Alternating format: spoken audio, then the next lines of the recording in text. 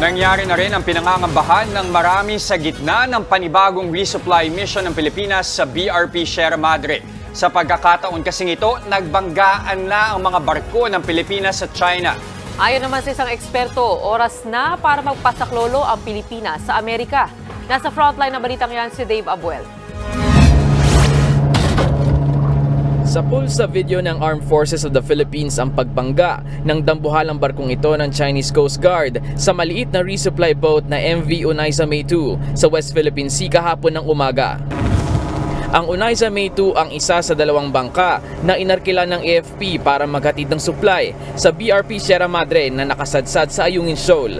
Ayon sa National Task Force for the West Philippine Sea, nangyari ang insidente pasado alas 6 ng umaga kahapon. Ang Chinese Coast Guard na humarang sa kanila kahit nasa loob sila ng Exclusive Economic Zone ng Pilipinas. Bukod sa resupply boat, sapul din sa aerial shot na ito ang pagbangga naman ng isang Chinese militia ship sa likuran ng barko ng Philippine Coast Guard na umi-escort sa resupply mission. Gayunman, nakalusot pa rin ang Oneida May 1 na nakapaghatid pa rin ng supply sa BRP Sierra Madre. Agad namang kinundina ng National Task Force for the West Philippine Sea ang dalawang insidente na tinatawag na mapanganib, irresponsable at iligal ang ginawang pagmaniobra ng mga barko ng China.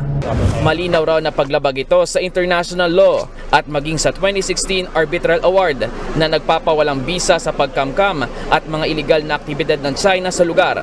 Para naman sa maritime expert na si Attorney Jay Batumbakal, inasahan na niya ang banggaan dahil matagal na tayong paulit-ulit na ginigit-git ng China tuwing naghahatid ng supply sa Ayungin Shoal na tinatawag naman nilang Renai Reef.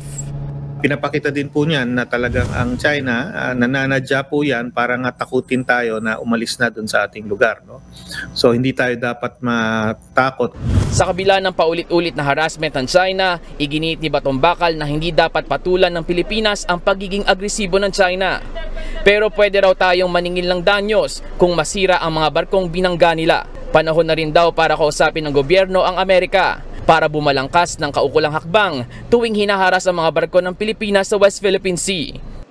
Bali po, meron naman tayong Mutual Defense Treaty pero ito po ay hindi po ito yung issue ng triggering the treaty, no? Dahil yung treaty po ay in effect naman eh. So walang katanungan na ito ay applicable, no? Ang dapat ngayong mangyari ay pag-usapan natin ang nating treaty ally gaya ng US kung ano magiging proportional response dyan sa mga ganyang klaseng insidente, no? At yung response na yon, hindi naman necessarily na bakbakan yon, maaari din yun mga economic, mga diplomatic and other sanctions. Hindi na bago ang insidente ng pangharas at panghaharang ng mga barko ng China sa ating mga barko kahit nasa loob ng ating Exclusive Economic Zone.